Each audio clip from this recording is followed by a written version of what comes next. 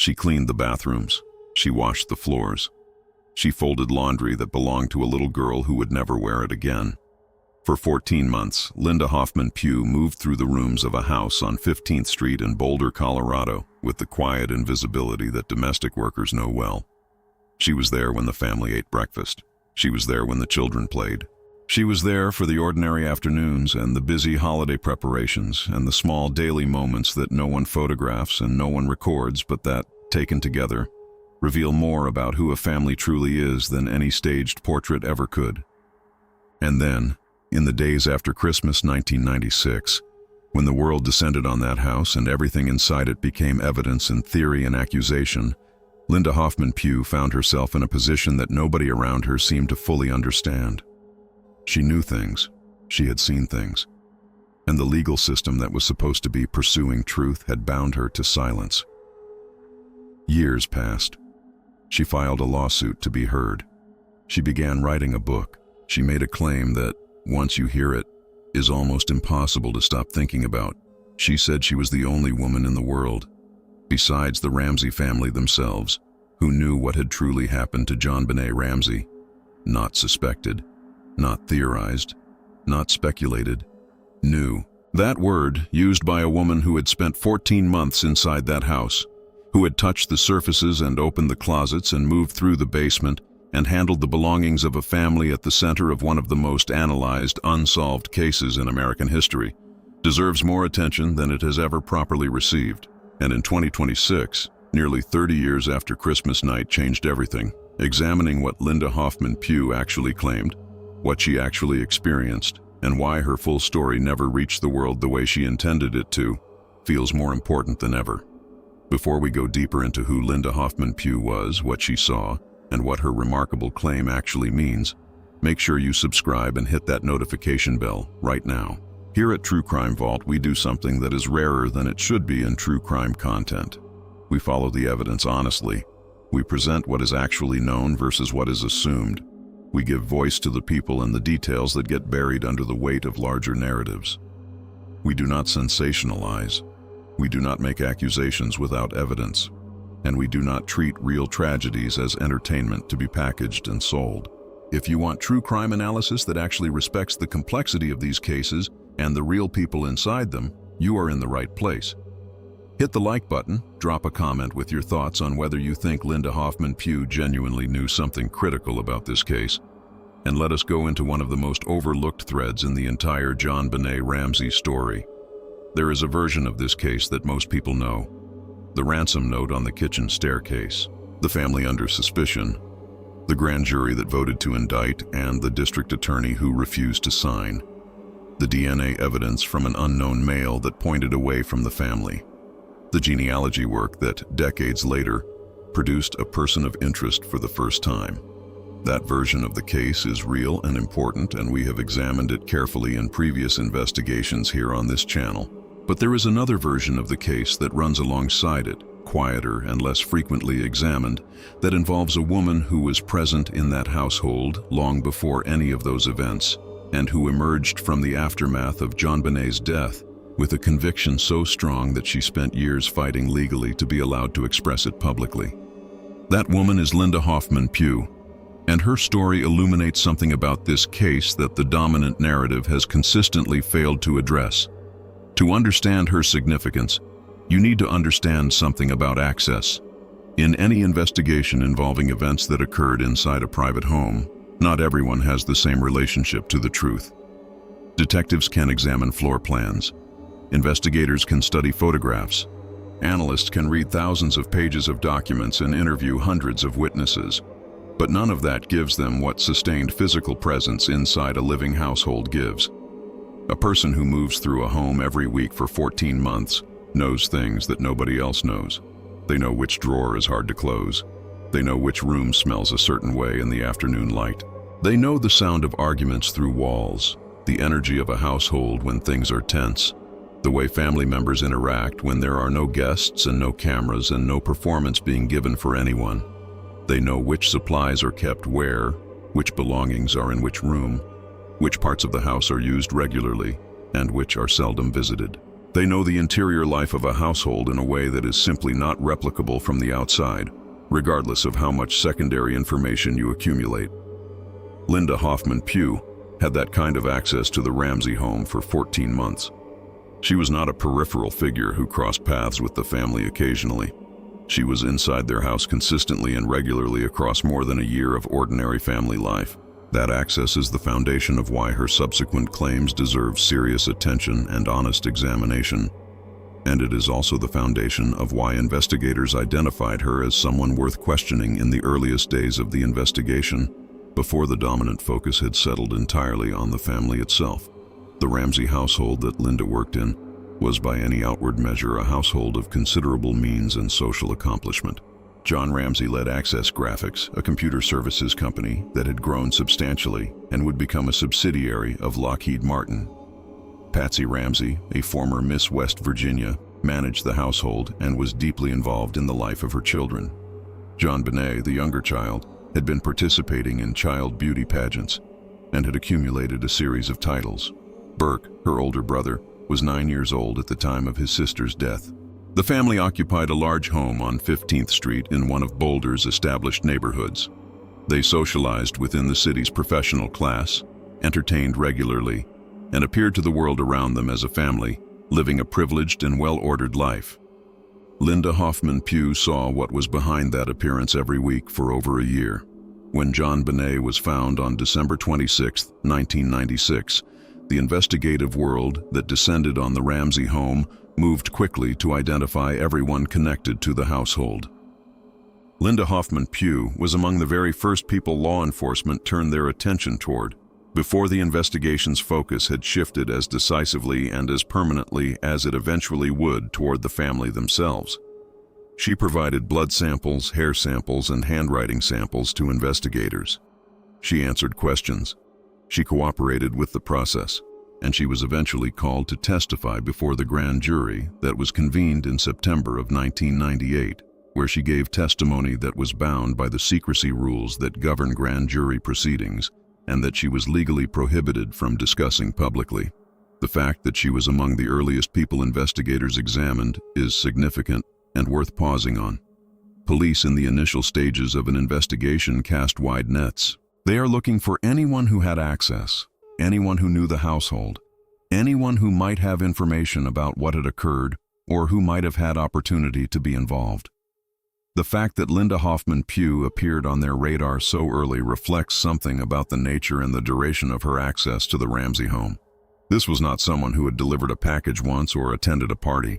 This was someone who had been inside that house regularly for over a year, who knew its layout, including the basement, who knew where things were kept, who understood the routines of the family and the physical geography of the property in ways that took time and presence to develop. There is a specific detail in this case that becomes particularly interesting when you consider Linda's role and her knowledge of the household. Among the items examined during the investigation was a device fashioned from a length of cord and the handle of a paintbrush.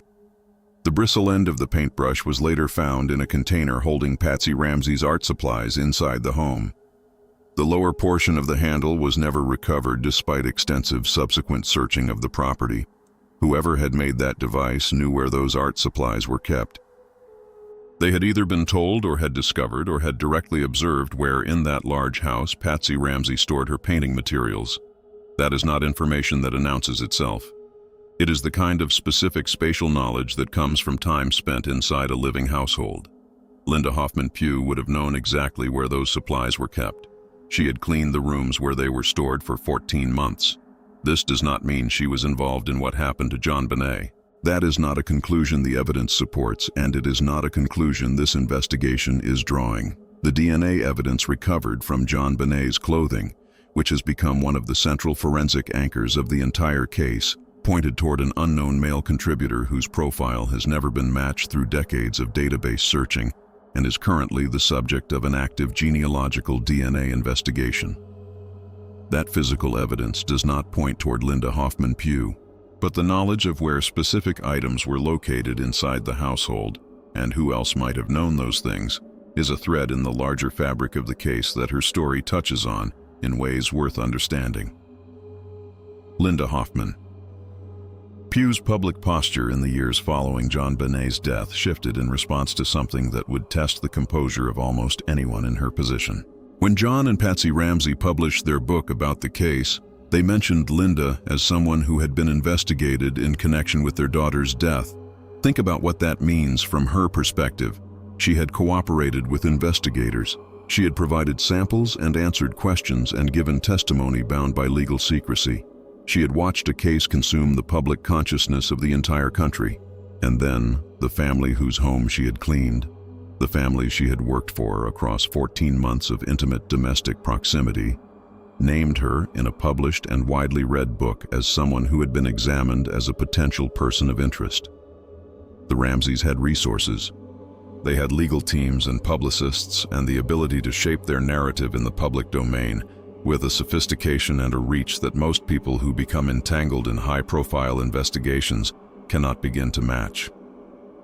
They had written their book and gone on a book tour and made media appearances and told their story in the way they chose to tell it.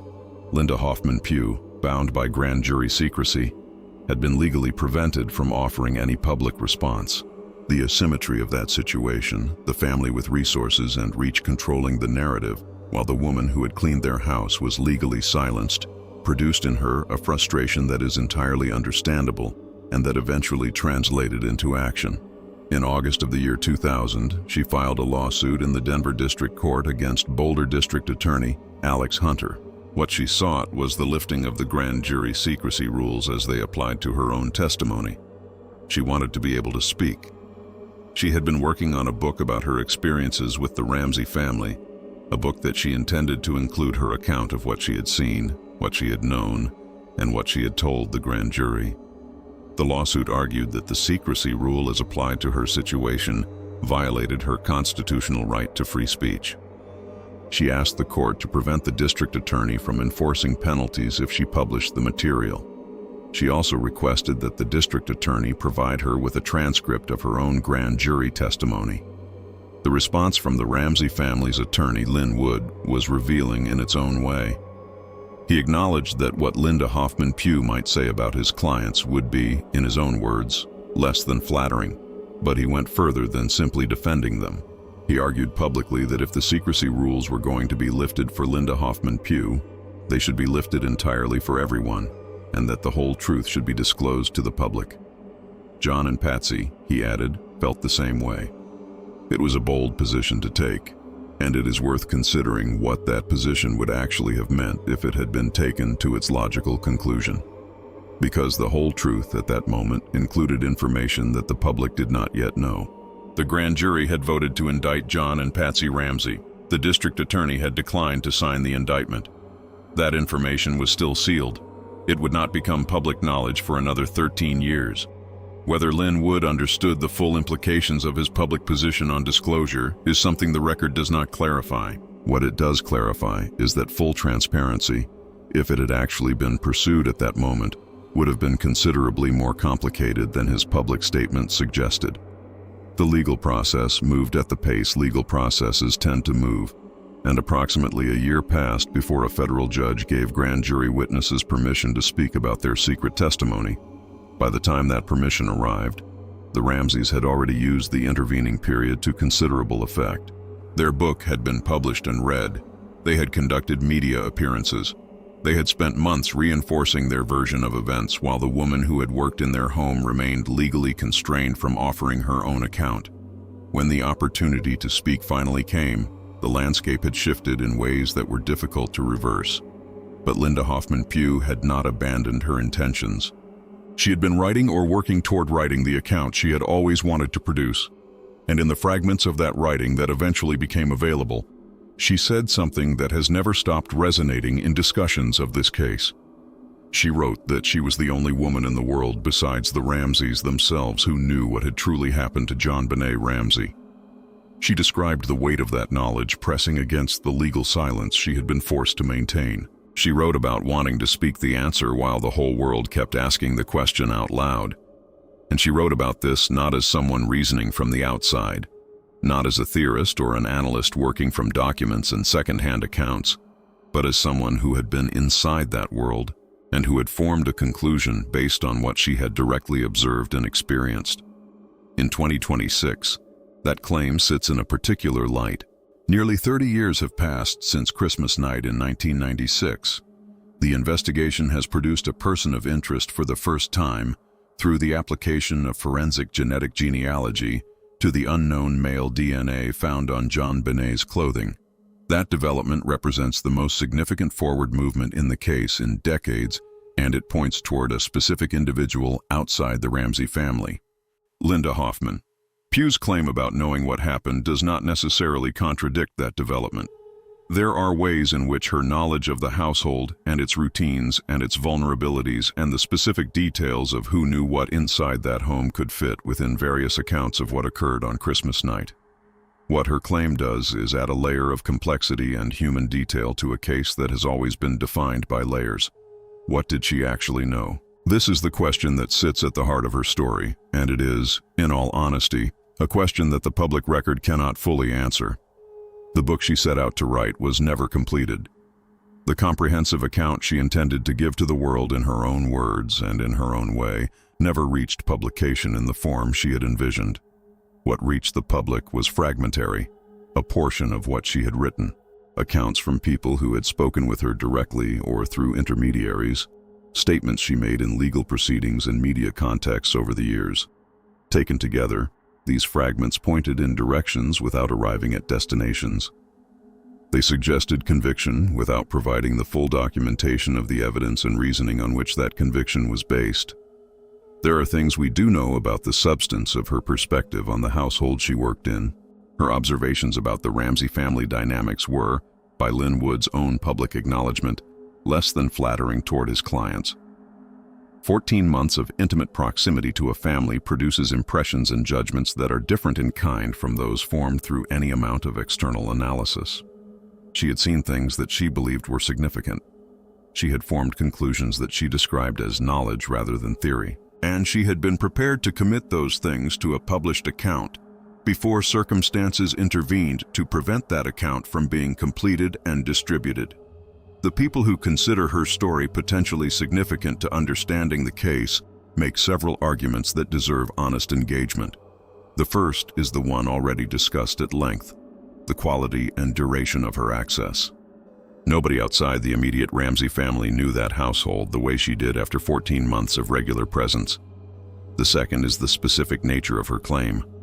She did not say she had opinions. She did not say she had theories that she believed were probably correct. She said she knew. In a case that has generated thousands of theories from people operating entirely from the outside, a declaration of direct knowledge from someone who was physically present in that household for over a year occupies a different category entirely.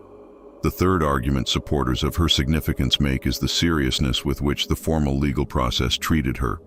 She was not questioned briefly and moved past. She was questioned extensively in the earliest stages of the investigation. She provided multiple types of physical samples. She testified before the grand jury in proceedings that stretched across months. The legal system does not invest that level of time and institutional resource in witnesses it considers peripheral. Whatever she told the grand jury, the process treated her knowledge as materially relevant to the central questions of the case. The fourth argument is contextual. This investigation was defined from its earliest hours by failures of evidence preservation, by institutional conflicts that compromised coherence, by leads that were not pursued with the urgency they deserved. In an environment where so much was lost or ignored, the question of what Linda Hoffman Pew knew and whether it could have provided a path forward that the official investigation failed to follow carries weight precisely because the official investigation failed so comprehensively in so many other respects. Those who question the significance of her claims also make arguments that require honest acknowledgement. The most fundamental is the simplest. No physical evidence connecting her to the events of Christmas night has ever been publicly disclosed. The unidentified male DNA recovered from JonBenét's clothing, the evidence that the district attorney's office used in 2008 to formally clear the Ramsay family of suspicion, pointed toward an unknown male contributor. That is a piece of physical reality that does not align with any theory of the case that places her at its center. The access she had to the household, including knowledge of where specific items were stored, was access she shared with others. Familiarity with a household's layout is not in itself evidence of any direct involvement. Her evolving public posture also invites scrutiny. She had been named in a published book as someone investigators had examined, and the grievance that produced could shape the conviction with which she expressed her conclusions, without that conviction being rooted entirely in direct experiential knowledge of specific facts. The fact that her book was never completed is significant for a specific reason.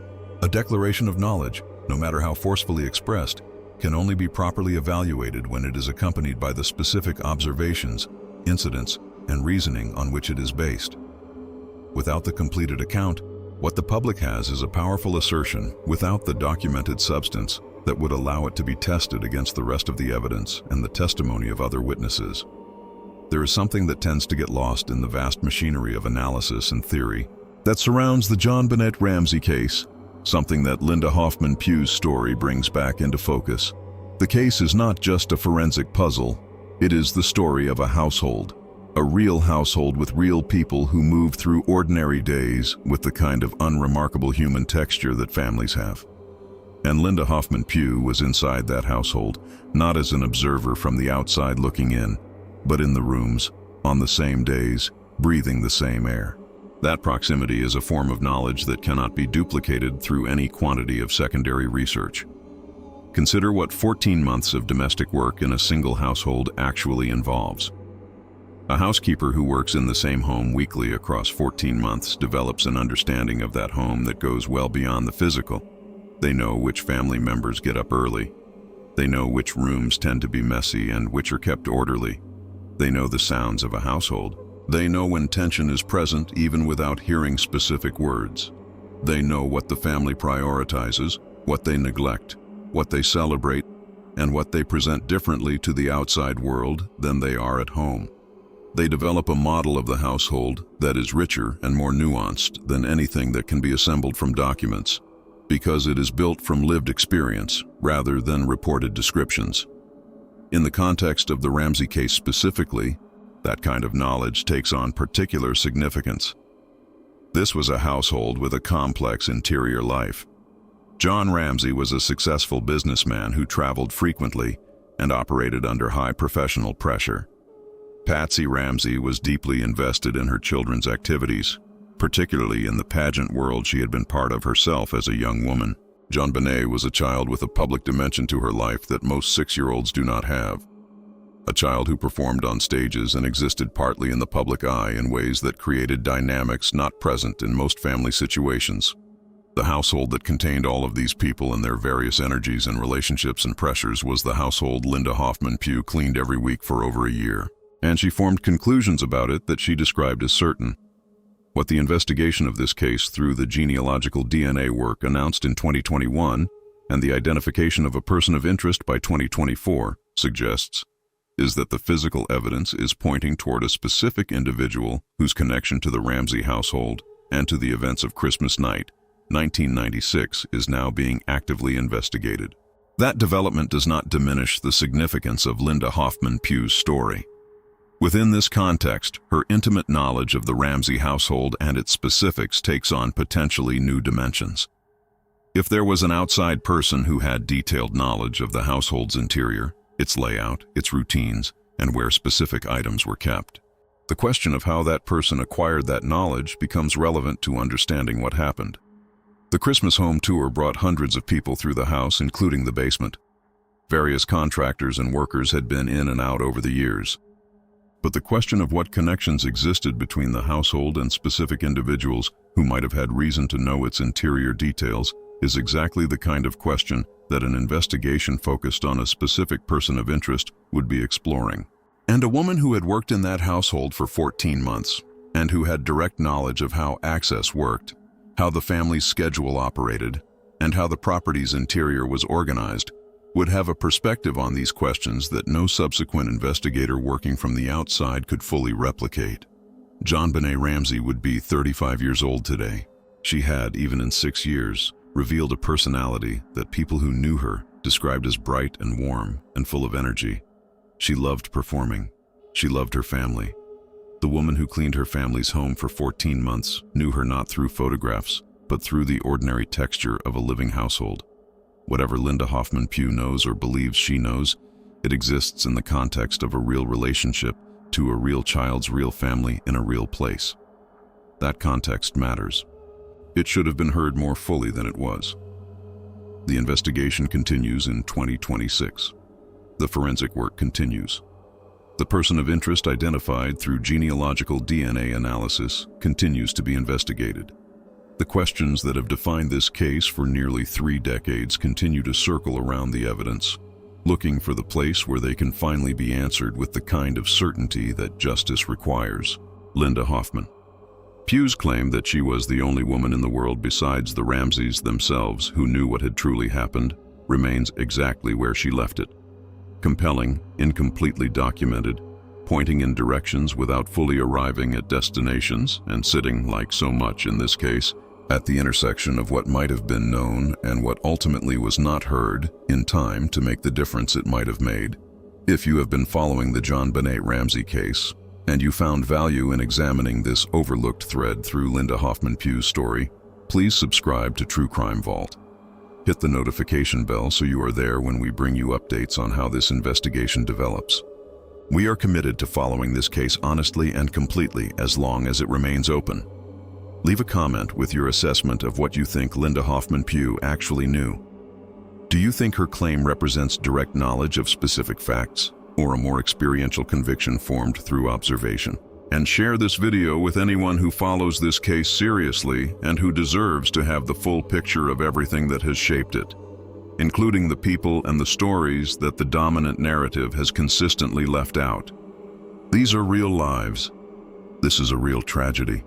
And everyone whose story touches on what happened deserves to have that story told with the honesty and the care it requires.